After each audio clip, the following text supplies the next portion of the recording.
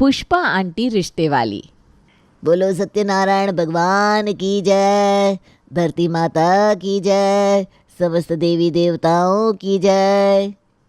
ये जो नज़ारा अभी आपने देखा ना, ये 503 नंबर वाले मिश्रा जी के घर का नज़ारा है। सत्यनारायण भगवान की कथा चल रही है जिसमें पूरी कॉलोनी की औरतें आई हुई हैं। बाकी सब लोग हाथ जोड़कर आंखें बंद करके भगवान की जय जयकार कर रहे हैं और पुष्पा देवी तिरछी नज़रों से मिश्रा जी का पूरा घर स्कैन कर रही हैं। अरे बहन जी, मुझे मिश्रा जी की लड़की सुनैना नज़र नहीं आ रही। घर में पूजा है और अपनी लड़की पूजा में शामिल नहीं हुई। बात तो ठीक कह रही हैं आप, बेटा है बहू है लेकिन लड़की नज़र नहीं आ रही। हाथ से बाहर है, माँ बाप भाई भाभी किसी की नहीं सुनती। अरे मिश्राइन जी है ना, वो तो कभी नहीं चाहती थी कि बेटी को दूसरे शहर नौकरी करने के लिए अकेले भेजे। उन्होंने तो बहुत विरोध किया था। उनके घर की लड़ाई झगड़े की आवाज़ हमारे घर तक आती थी। आपको पता है ना, दीवार से दीवार सटी है हमारे घर की, पूरी आवाज़ सुनाई देती है। लेकिन उनकी लड़की एक नंबर की तीखी हरी मिर्च है, इतनी तेज़ तर्रार है, माँ बाप भाई किसी की बात नहीं मानी। और देखो पहुंच गई बड़े शहर में नौकरी करने। बहन जी, बड़े शहरों की ना हवाई ख़राब होती है, कौन जाने वहाँ नौकरी कर रही है या कुछ और।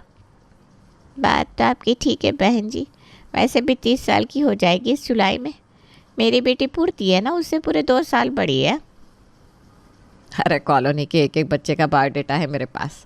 अब आप ही देख लो, आपकी पूर्ति का कितना बढ़िया रिश्ता कराया मैंने। समय से 2 बच्चों की माँ बन गई और इनकी बेटी अभी तक कमारी घूम रही है। कहीं ऐसा तो नहीं कि किसी लड़के के साथ उधर ही सेट हो गई है। अब आप भी सोच रहे होंगे कि ये किस किस्म की औरतें हैं जो पूजा पाठ में आई हैं और भगवान का नाम लेने के बजाय यहाँ बैठकर चुगलियाँ करके अपना मुंह और दिमाग दोनों गंदा कर रही हैं। तो भाई हमारी पुष्पा आंटी तो ऐसी ही है। जो अभी अभी उन्होंने बोला ना कि उनके पास पूरे मोहल्ले की कुंडली है, ये बात 16 आने सच है। कॉलोनी में किसके घर में कितने बच्चे हैं, किसकी कितनी उम्र है, कौन कहाँ नौकरी करता है, कब आता है कब जाता है, किसकी शादी हुई है, किसके कितने बच्चे हुए, पुष्पा आंटी के पास सारी बातों का जवाब है। अब सवाल ये उठता है कि पुष्पा आंटी को क्या ज़रूरत आन पड़ी कि वो पूरी कॉलोनी की कुंडली लेकर घूमे। तो बात कुछ ऐसी है कि पुष्पा आंटी रिश्ते कराने का काम करती हैं और ये रिश्ते कराने वाली आंटियों के पास ना यमराज की भी कुंडली होती है। अरे नहीं नहीं, पुष्पा आंटी का ये प्रोफेशन नहीं है, सिर्फ शौक है, और शौक बड़ी चीज़ होती है जनाब। अरे पुष्पा बहन, थोड़ा तो तरस खाओ मिश्राइन पर। मैं तो कहती हूँ आपके पास तो हर मर्ज़ की दवा है, उनकी बिगड़ैल बेटी की भी करा दो ना कहीं सेटिंग। हाँ बहन जी, बात तो आप ठीक कह रही हैं। अब मुसीबत के समय पड़ोसी पड़ोसी के काम नहीं आएगा तो और कौन आएगा। सही बताऊँ तो मैं तो आज इस पूजा में आई इसलिए हूँ, मैंने सोचा था उनकी बिटिया यहाँ आई होगी तो लगे हाथ उसे 2-4 फ़ोटो दिखा दूँगी, लेकिन वो तो यहाँ कहीं दिखाई नहीं दे रही। चलो बेटी ना सही, उसकी माँ ही सही, पूजा ख़त्म हो जाने दो, फिर मिश्राइन से ही बात करती हूँ। पूजा ख़त्म होने के बाद बहन जी मैं पूछ रही थी कि आपकी बेटी सुनैना कहीं नज़र नहीं आ रही, पूजा के लिए बुलाया नहीं क्या आपने उसे? अरे बहन जी, वो क्या है ना, प्रमोशन हो गया उसका, आजकल बड़ी बिजी रहती है अपने काम में। हमने सोचा छोटी सी पूजा है, हम लोग मिलकर निपटा लेते हैं, क्यों उसको परेशान करना। आप जानती है ना, आजकल के बच्चों के लिए करियर बहुत बड़ी चीज़ है। अरे करियर वगैरह तो सब ठीक है बहन जी, लेकिन ज़रा नज़र बनाए रखिएगा। बेगाने शहर में अकेली रह रही है आपकी बच्ची, और फिर उम्र भी तो हो रही है उसकी, शादी के बारे में नहीं सोचा? पुष्पा की शादी की बात कहती ही मिश्राइन थोड़ा हकला जाती है। अरे बहन जी, वो क्या है ना, शादी का कुछ ऐसा है कि अभी वो शादी करना ही नहीं चाहती। वैसे रिश्ते तो बहुत आ रहे हैं उसके लिए, लेकिन क्या करे, जब बच्चों की इच्छा नहीं तो ज़बरदस्ती भी नहीं कर सकते। ज़बरदस्ती वाली तो कोई बात नहीं है, लेकिन आप माँ है उसकी, अच्छा बुरा आप नहीं समझाएंगे तो और कौन समझाएगा। भगवान ना करे कल को बेटी सारी उम्र घर में बैठी रह गई तो सबसे ज़्यादा कष्ट भी तो माँ बाप को ही होता है ना। हाँ जी, आपकी बात बिल्कुल ठीक है बहन जी। ठीक है, मैं अपनी बेटी से बात करके आपको बताती हूँ। वैसे ना मैं 2-3 लड़कों की फ़ोटो लेकर आई थी, और पुष्पा से अच्छे रिश्ते ना इस कॉलोनी में तो क्या पूरे गांधीनगर में कोई नहीं करवा सकता, इस बात को याद रखना। ठीक है बहन जी, आपने हमारी बेटी की इतनी चिंता करी उसके लिए धन्यवाद। मैं जल्दी बताती हूँ आपको। मिश्राइन ने एक बार भी पुष्पा के लाए हुए लड़कों की फ़ोटो देखने की ज़रूरत नहीं समझी थी। मिश्राइन के घर से निकलकर, देख रही हो सुनैना की माँ के तेवर, अरे मैं उड़ती चिड़िया के पंख गिन लेती हूँ। मैं लिख कर दे सकती हूँ, उनके लड़के ने पहले ही अपनी पसंद से शादी कर ली है, इसीलिए माँ बाप शादी के नाम से बगले झांकने लगते हैं। 3 साल पहले इतना बढ़िया इंजीनियर लड़का बताया था मैंने, लेकिन तब तो इनको बड़ी चर्बी चढ़ी थी, लड़की को नौकरी करवाएंगे, आगे बढ़ाएंगे। अब देखना इज्जत पानी में मिल जाएगी। हालांकि पुष्पा को मिश्राइन की बेटी के बारे में पक्के तौर पर कुछ भी नहीं पता था, लेकिन फिर भी अगले 2-4 दिन उसने पूरे मोहल्ले में ये खबर उड़ा दी थी कि मिश्राइन की लड़की ने भागकर शादी कर ली है। पुष्पा की आदत ही थी ज़बरदस्ती लोगों के घरों में घुसकर उनके रिश्ते करवाना, और अगर कोई इंटरेस्ट ना ले तो उनके बारे में गलत शलत बातें करके उन्हें बदनाम करना। हालांकि सुनैना के मामले में पुष्पा का प्रेडिक्शन बिल्कुल सही निकला था। 2-3 महीने बीते होंगे कि कॉलोनी में खबर फैल गई कि सुनैना किसी दूसरी जाति के लड़के से शादी करना चाहती है। मिश्रा जी शादी के लिए मान नहीं रहे, बस इसी बात पर मसला फंसा हुआ है। अब क्योंकि पुष्पा जी की मेहरबानी से कॉलोनी में भी बहुत बदनामी हो चुकी थी, इसलिए मिश्रा जी को बेटी की शादी जल्दी में निपटाने के अलावा अपनी इज्जत बचाने का कोई और चारा नज़र नहीं आ रहा था। इसलिए वो सुनैना की शादी उसकी पसंद के लड़के रविश के साथ कर देते हैं। अरे सुनती हो भाग्यवान, कहाँ थे तुम? इतने घंटे से फ़ोन मिला रहा हूँ, फ़ोन भी नहीं लग रहा। क्या हो गया जी, क्यों मेरे पीछे पड़े रहते हैं आप? अब आ गई ना घर पर, बताइए क्या बात है? कहीं काम से गई हुई थी? तुम्हारे काम मैं बहुत अच्छी तरह जानता हूँ, गई होगी किसी का रिश्ता कराने। रिश्ते कराने का काम है मेरा। आप ये बताओ, आपको इससे समस्या क्या है? मैं आपकी नौकरी के बीच में कभी कुछ बोलती हूँ क्या? अरे कम करो ये दूसरों के घर में घुस के तंग करना, उनके बेटे बेटियों को ज़बरन रिश्ते बताना, ये कैसा बेतुका सा काम है तुम्हारा? खैर तुम्हारा काम अच्छा हो या बुरा, तुम्हारे काम से हमें कोई समस्या नहीं है। मैं बस तुम्हें ये पूछना चाह रहा हूँ कि तुम्हें पता भी है पिछले कितने दिनों से माँ की दवा खत्म है, ब्लड प्रेशर कहाँ से कहाँ पहुँच गया उनका। अरे घर में एक बुज़ुर्ग औरत है, तुम उनका थोड़ा सा ध्यान नहीं रख सकती? अरे तो तुम्हारी माँ कोई दूध पीती बच्ची है क्या? उनकी दवा ख़त्म हो गई थी तो उनको बताना चाहिए था। अरे क्यों झूठ बोल रही है बहू? 3 दिन से कह रही हूँ तुझे मेरी दवा ला दे, दवा ला दे, लेकिन तेरे दिमाग पर तो बस दिन भर रिश्ते कराने का भूत सवार रहता है। घर परिवार में तेरा ध्यान ही नहीं है। तू बता, क्या सवेरे नाश्ता बना कर गई थी? पूरे दिन से बाहर घूम रही है, दोपहर में बच्चों ने क्या खाया क्या नहीं खाया तुझे इस बात से कोई मतलब नहीं। पूरा पूरा दिन घर से बाहर रहती है। अरे दूसरे का घर बसाने से पहले अपने घर में झांक कर देख। एक कहावत होती है, घर के मुर्गे दाल बराबर। दुनिया समाज में कितनी इज्जत है मेरी, जिस तरफ निकल जाओ ना लोग हाथों हाथ लेते हैं, लेकिन आप लोगों को तो मुझ में बस खामियां ही नज़र आती है। और आज भी कोई सड़कों की खाक नहीं छान रही थी, 2-2 रिश्ते करवा कर आ रही हूँ। ये देखो 2-2 मिठाई के डिब्बे भी मिले हैं। पूरे दिन से खाने को रोटी नहीं मिली, ये मिठाई तू ही खा ले। हमारे लिए तो बस 2 रोटी बना दे, इतना ही काफ़ी है। माँ बहुत मोटी चमड़ी है तुम्हारी बहू की, इसके कान पर जू नहीं रेंगने वाली। आगे से तुम्हारी दवा दारू जो भी ख़त्म हो मुझे बता देना, इस पुष्पा के भरोसे बैठने की ज़रूरत नहीं है। कॉलोनी में रहने वाली सुनैना की शादी को 3 महीने बीत गए थे। एक दिन उसने देखा कि मिश्रा जी के यहाँ सुनैना आई हुई है, लेकिन नई नई शादीशुदा सुनैना के चेहरे से रौनक बिल्कुल गायब थी।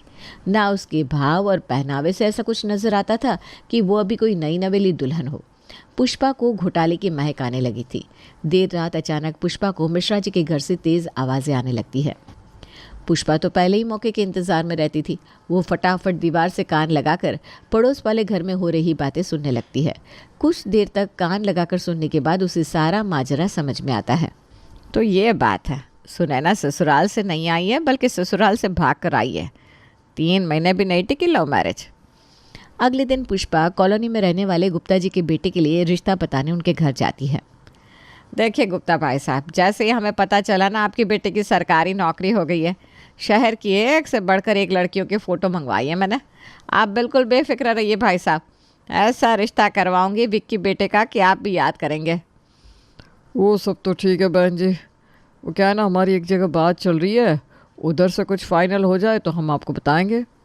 देखिए भाई साहब, बेटा आपका है, आपका जहाँ मन करे वहाँ रिश्ता करिए, लेकिन एक बात बताइए, आप वो पुष्पा के कराए हुए रिश्ते की 100% गारंटी होती है। आप देखो अपने मिश्रा जी को ही ले लो, कितने बढ़िया बढ़िया लड़के बताए मैंने उनको, लेकिन उनकी बेटी एक के बाद एक सारे रिश्ते रिजेक्ट करती चली गई। माँ बाप भी बेटी के प्यार में पागल थे, बेटी की हाँ में हाँ मिलाते रहे। लास्ट में देखा ना आपने, 30 साल की होकर लव मैरिज करी उसने। और एक अंदर की बात बताऊं आपको, 3 महीने में तलाक हो गया जी उसका। तो भाई साहब आजकल ना रिश्ते ऐसे ही नहीं हो जाते, बड़ा ठोक बजा के रिश्ता करना पड़ता है। अब आप अपने हो इसलिए आपको इतना समझा रही हूँ, कहीं ऐसा ना हो मिश्रा जी की तरह कल को आप भी कोई गलत रिश्ते में फंस जाओ और उम्र भर पछताओ। पुष्पा के लिए ये बड़ी शर्मिंदगी की बात हो जाती अगर कोई उसके बताए रिश्ते को इनकार कर देता। इसलिए रिश्ता करने के लिए पुष्पा साम दाम दंड भेद सारे उपाय इस्तेमाल करती। वहीं दूसरी ओर पुष्पा के दिन दिन भर घर से बाहर, इस घर से उस घर घूमने के चक्कर में पूरा परिवार परेशान था। ना घर में किसी को समय से चाय मिलती, ना खाना, ना घर की साफ सफाई होती, ना घर पर आए रिश्तेदारों की आओ भगत, क्योंकि पुष्पा देवी तो घर पर कभी टिकती नहीं थी। समय अपनी रफ्तार से बढ़ता जा रहा था और फिर एक दिन, पुष्पा सारी दुनिया के रिश्ते कराती हो तुम, अपने बेटे का चेहरा देखा है कभी? 26 साल का हो गया है तुम्हारा बेटा, उसके लिए भी कोई लड़की देखोगी या वो कंवारा ही रह जाएगा? बिल्कुल ठीक कहा जी, आपने तो पहली बार मेरी कीमत समझी है। अब आप देखो अपने गौरव का ऐसा रिश्ता करूँगी ना मैं, सारी सोसाइटी देखती रह जाएगी। क्या लड़की होगी और क्या शादी होगी, सालों साल याद रखेंगे लोग। ऐसे थोड़ी ना मेरा नाम पुष्पा आंटी रिश्ते वाली है। मम्मी आपको ज़्यादा लड़की वड़की ढूंढने की ज़रूरत नहीं है। मेरे ऑफिस में एक लड़की है अंशिका, हम दोनों एक दूसरे को पसंद करते हैं, मैं उसी से शादी करूँगा। पहले ही बता रहा हूँ, या ज़्यादा लड़की देखने की नौटंकी करने की ज़रूरत नहीं है। ये लो, मैं सारी दुनिया के रिश्ते कराती हूँ और यहाँ मेरा अपना बेटा अपनी पसंद से लड़की लेकर आएगा। चल ठीक है, घर की बात को घर में रहने दे, बस एक बात का ख्याल रखना, शादी तो मैं तेरी पसंद की लड़की से ही कर दूँगी, लेकिन ये बात है 4 दीवारी से बाहर ना जाने पाए। बाहर वालों को ऐसा ही लगना चाहिए कि ये रिश्ता मैं लेकर आई हूँ। बात समझ में आई तेरे? ठीक है मम्मी, जैसा आप कहो। जल्द ही पुष्पा ने गली मोहल्ले पड़ोस रिश्तेदारी सब जगह ये बात फैला दी थी कि उसने अपने इकलौते बेटे गौरव के लिए एक पढ़ी लिखी सुंदर सुशील लड़की को ढूंढा है और उसकी होने वाली बहू लाखों में एक होगी। पुष्पा बहन जी, सबके रिश्ते कराती हो आप, हम तो बस उस दिन का इंतज़ार कर रहे जब गौरव की दुल्हन आएगी। हम भी तो देखे कौन सा नगीना ढूंढ कर ले आई हो आप। भाई कहीं ऐसा तो नहीं कि हमारे बेटों की शादी ऐसी वैसी लड़कियों से करा दी और असली हीरा अपने बेटे के लिए छुपा कर रखा हुआ था। अरे कैसी बात करती है बहन जी आप, जोड़ियाँ तो ऊपर से बनकर आती हैं, बस मैं तो उन्हें मिलाने का काम करती हूँ। गौरव की दुल्हन अंशिका दिखने में अच्छी थी, गौरव के साथ ऑफिस में काम करती थी, पढ़ी लिखी भी थी।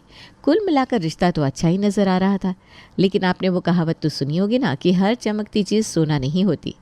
पुष्पा ने बेटे के कहने पर हड़बड़ी में अंशिका के साथ उसकी शादी तो करा दी थी। ना उसने अंशिका के बारे में ज़्यादा जानकारी निकाली, ना उसके परिवार के बारे में।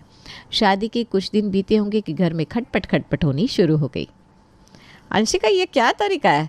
पहले ही घर में तुम कोई काम नहीं करती, अब खाना खाकर अपने बर्तन भी उठाकर नहीं रख सकती हो क्या? उसके लिए भी तुम्हारे लिए एक नौकर रखना पड़ेगा।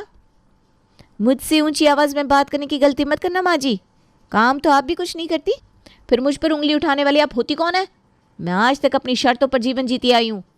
अरे बड़ी बेशर्म है तू, अपनी सास से इस तरह से बात करते तुझे शर्म नहीं आती? माँ ने कुछ सिखा कर नहीं भेजा? सास ससुर के प्रति तेरा कोई फ़र्ज़ है कि नहीं? आप मुझे सास होने का फ़र्ज़ निभाएंगी? आपकी भी तो सास रहती है ना घर में, आप उनके कितने फ़र्ज़ निभा रही हैं, मुझे दिखाई नहीं देता क्या? बेचारी दादी जी चाय और खाने के लिए 10-10 बार आपसे कहती हैं, तब एक बार आपके कान में आवाज़ जाती है। उनके घुटनों में इतना दर्द रहता है, कितनी बार मालिश की आज तक आपने उनकी? और भी बहुत कुछ है, सब गिनवाऊँ क्या? अरे तुझसे किसने कह दिया मैं अपनी सास की सेवा नहीं करती? जितना टाइम घर में रहती हूँ उनका सारा काम करती हूँ, और 24 घंटे घर में नहीं बैठी रह सकती मैं। मेरा अपना काम है, उसके लिए भी तो समय निकालना पड़ेगा मुझे। तो माँ जी, काम तो मैं भी करती हूँ और अब से ज़्यादा करती हूँ। पूरे 10 घंटे ऑफिस में बिता कर आती हूँ, तो आप मुझसे कैसे उम्मीद कर सकती हैं कि मैं घर आकर घर के काम करूँ, आपकी सेवा करूँ, आपका घर सजाऊँ, साफ करूँ? मुझसे नहीं हो पाएगा ये सब। आहा, बहू अंशिका का मुंह एक बार जो खुला फिर खुलता ही चला गया, खुलता ही चला गया। अब वो इस बात की ज़रा भी परवाह नहीं करती थी कि उसके सामने उसका पति गौरव खड़ा है या सास पुष्पा। जो उसके मुंह में आता सुना देती, फिर घर में झगड़ा शुरू हो जाता। पुष्पा के अपने परिवार की नींव खोखली हो रही थी, लेकिन अभी भी वो बाहर रिश्ते कराने में व्यस्त थी। एक दिन शाम के समय जब वो घर लौटती है तो देखती है पूरा घर खाली पड़ा हुआ है। ना घर में आज बहू दिखाई दे रही है, ना उसकी सास। पुष्पा को कुछ समझ में नहीं आ रहा था कि आखिर हुआ तो क्या हुआ। वो फ़ोन निकालकर अपने पति का नंबर मिलाती है तो देखती है दीपक का फ़ोन अंदर के कमरे में बज रहा है और दीपक अंधेरे में वहाँ बैठा है। ये कमरे में अंधेरा करके यहाँ क्यों बैठे हुए हैं? बाकी सब लोग कहाँ हैं? अब क्यों आई हो? जब सब कुछ संभालने का समय था तब तो तुमने कभी मेरी बातों पर ध्यान नहीं दिया। अब परेशान होने से कुछ नहीं होगा, बात तुम्हारे हाथ से निकल चुकी है। अरे क्या कह रहे हैं जी आप? मुझे कुछ समझ में नहीं आ रहा। देखो पुष्पा, तुम पूरा पूरा दिन घर से बाहर रहती हो, घर में कभी रहती नहीं हो। घर में रहती हो तो तुम्हारा ध्यान परिवार पर नहीं होता। दूसरों के बच्चों के जीवन में झांकते झांकते तुम ये भी भूल गई कि तुम्हारा अपना भी एक बेटा है जिसकी अभी नई नई शादी हुई है। गौरव का शादीशुदा जीवन सही नहीं चल रहा। क्या तुम्हें इस बात की जानकारी नहीं थी? मुझे जानकारी थी, लेकिन हुआ क्या है बताते क्यों नहीं हो? तुम्हें सब कुछ पता था। माँ की बीमारी के बारे में, गौरव की टूटती शादी के बारे में, मेरे डिप्रेशन के बारे में सब जानती थी ना तुम थोड़ा तो समय घर पर देती, बच्चों को प्यार से समझाती तो शायद सब कुछ ठीक हो सकता था। बहू इस रिश्ते को ठुकरा कर हमेशा के लिए चली गई है। तलाक मांगा है उसने गौरव से। माँ भी तुम्हारी गैर जिम्मेदाराना हरकत से पूरी तरह से टूट चुकी है, इसलिए उन्होंने भी मुझसे कहकर अपना इंतज़ाम एक वृद्धाश्रम में करवा लिया है। गौरव भी इस घर में नहीं रहना चाहता, इसलिए पीजी में शिफ्ट हो गया है। सब खत्म हो गया पुष्पा। सबके घर जोड़ते जोड़ते अपना घर तोड़ दिया तुमने, और इस बात के लिए मैं तुम्हें कभी माफ़ नहीं करूँगा। माफ़ कर दीजिए मुझे। पता नहीं क्या हो गया था मुझे। आप सही कहते हैं, सारी गलती मेरी ही है। जब लोगों को पता चलेगा कि हमारा बेटा, बहू, सास सब घर छोड़कर चले गए तो हम क्या मुँह दिखाएंगे समाज में? मैं तो जीते जी मर जाऊंगी। बहुत कटाक्ष करती थी ना तुम दूसरों के जीवन पर। किसी की बहू, बेटी, दामाद, किसी को नहीं बख्शा तुमने। अब जब दुनिया तुम पर उंगली उठाएगी तब तुम्हें समझ में आएगा कि किसी का मजाक उड़ाने का अर्थ क्या होता है। पति की बात सुनकर पुष्पा फूट फूट कर रो रही थी, लेकिन उसे समझ में नहीं आ रहा था कि वो ऐसा क्या करे कि सब कुछ ठीक हो जाए। तभी गौरव वहाँ आता है। घबराने की ज़रूरत नहीं है, कहीं नहीं गई आपकी बहू और सास, सब मेरे साथ हैं, और हम लोग भी कोई तलाक नहीं ले रहे हैं। ये सब आपको सबक सिखाने के लिए हम सब ने मिलकर नाटक किया था। अभी आपके घर को टूटे हुए आधा घंटा भी नहीं हुआ और आप पूरी तरह से बिखर गई। माँ, सोच कर देखो, अगर ये सच हो गया तो क्या करोगी आप? दूसरों के जीवन का छोड़ो, अपना जीवन सुधारने की कोशिश करो। हम बस यही चाहते हैं आपसे। पुष्पा को जीवन का सबसे बड़ा सबक मिल गया था।